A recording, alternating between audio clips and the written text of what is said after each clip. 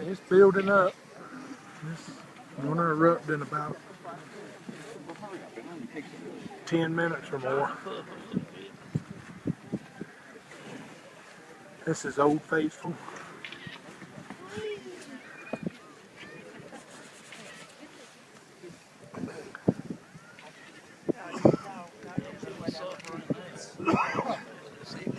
Yep.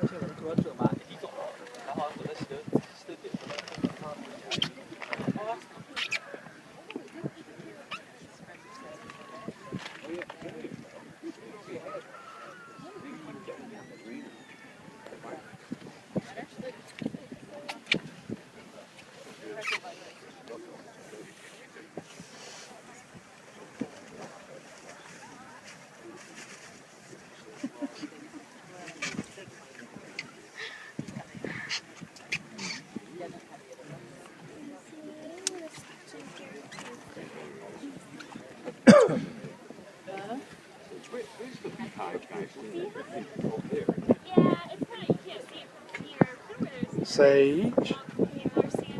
Sage. Trying to say hey.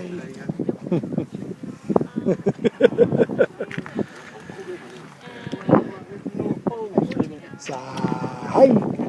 Has it erupted yet? No. No, you'll know when it erupts.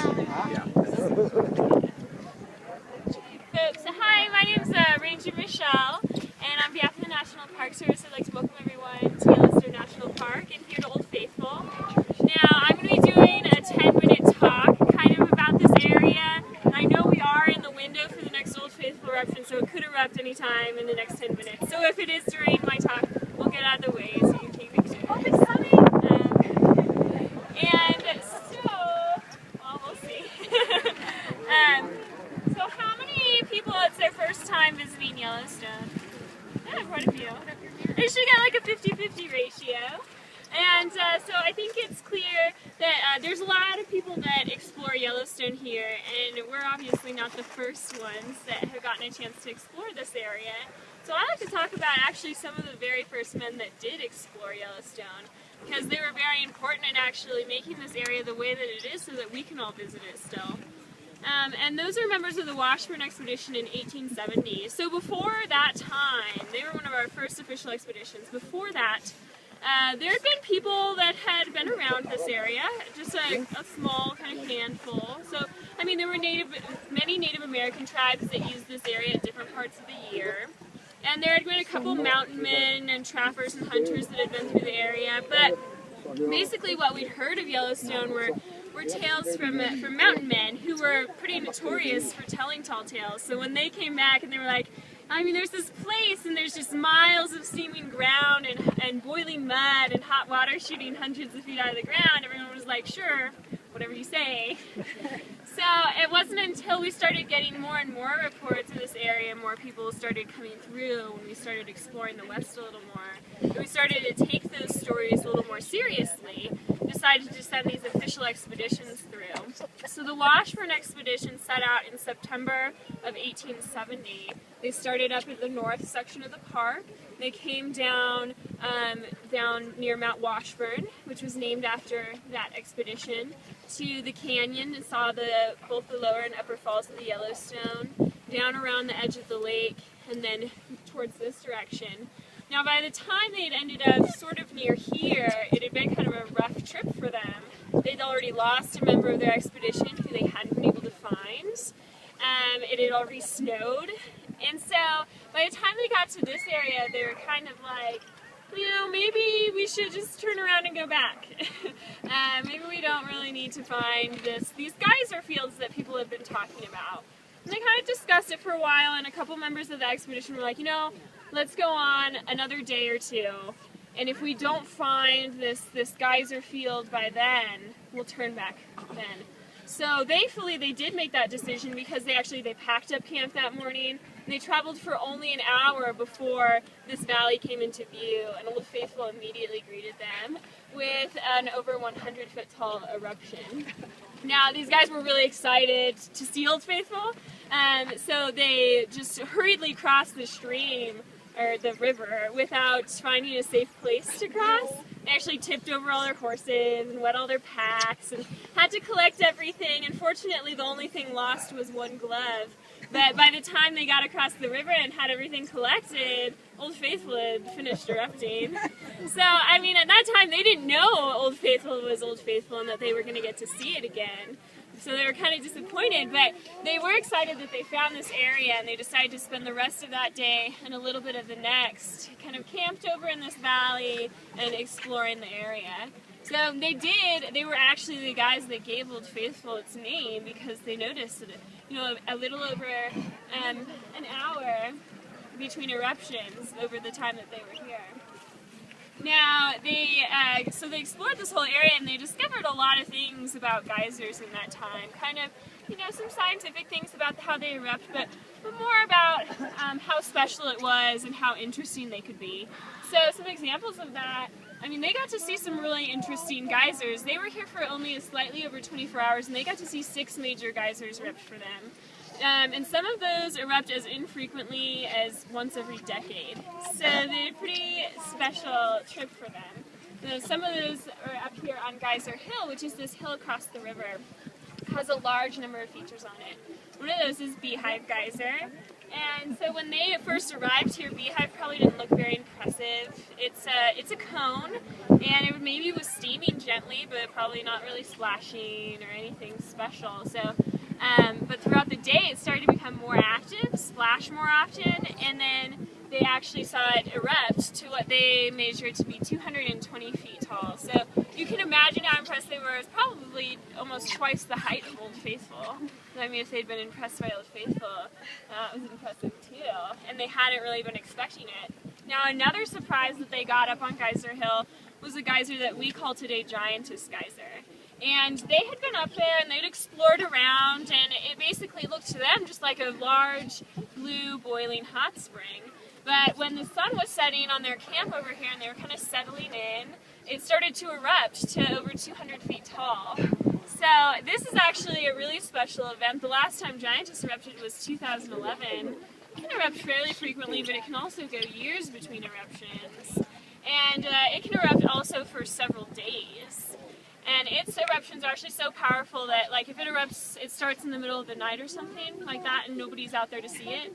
Well, we used to tell the start time of the eruption by looking at our seismograph at the visitor center, because it registers as a small earthquake on there. So it's a pretty impressive geyser up there. Now, so I think kind of by the end of their explorations up on Geyser Hill, they had learned that, in the world of geysers, you could kind of expect the unexpected, really. Who knows with geysers? When they're going to erupt, they might surprise you every day. They went a little farther down basin here, and they saw some really great examples of some of the most interesting cone formations that these geysers have built up. So it's interesting to know now that we've discovered it takes about 100 years to build up just an inch of a cone. So there's some really large and heavily developed cone structures that have probably taken hundreds, thousands of years to form. One of those down that way is Castle Geyser. Now, its cone is 12 feet tall. So it's spent a lot of time building up that cone, probably 5,000 to 8,000 years at least. And that's a very cool one. They named it Castle because it looks kind of like a little fortress protecting some sort of precious commodity. And then there's a couple more down there that are really interesting as well. They got to see Giant Geyser erupt, which is it's the largest geyser in this basin. Its last eruption was in 2010. And so it's pretty infrequent, but they got to see it. They named it Giant because it was the largest one in the basin, but it has a very cool cone formation that kind of looks like a hollowed out tree trunk. And that one's neat to look at because you can see how powerful that geyser's eruption is just by looking at its cone. Because there are sections of the cone that have been blown out by eruptions. There's actually a chunk that's been blown out. Looks kind of like a Cookie Monster was roaming the countryside and took a bite out of it. So we call it the cookie bite. But that was actually a chunk of that cone that was blown out by a powerful eruption. So you can imagine how powerful it is. And then there's a very unique cone structure just past Giant at Grotto Geyser. So this cone looks really interesting. It has kind of bridges and holes and caverns that wind through the cone structure. For a long time we wondered why that was, because no other geyser has a cone structure like that. We had lots of different theories, but the theory that we've ended up proving is correct is basically that geyser popped up in the middle of a stand of trees. And it killed those trees and then built its cone around them, forming this really interesting structure. So, I mean, there's a lot of really interesting things going on in geyser basins here, and I think that the members of the Washburn expedition, after seeing all these geysers and seeing all the things that kind of were going on around them, they knew that it was a really special place. And we sent a lot of expeditions after them to do more in-depth discoveries around here. And actually only 2 years after that expedition, this was created as a national park. So it was a very important expedition. And I can answer any question.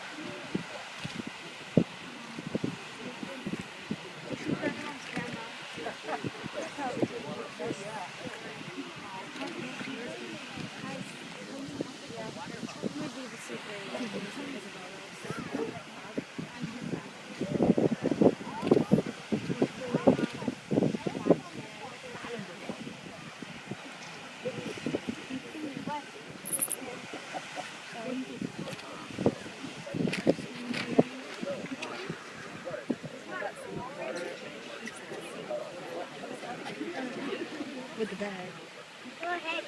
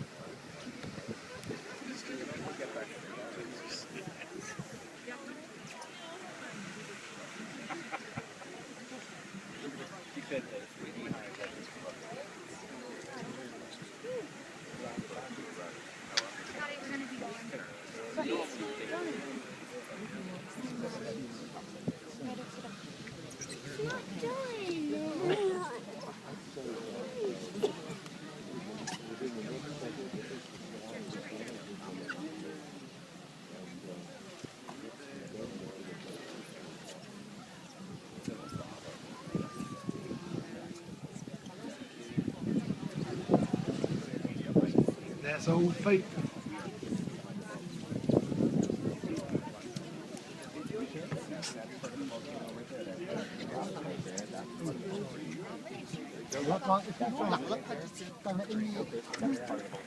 You want to what?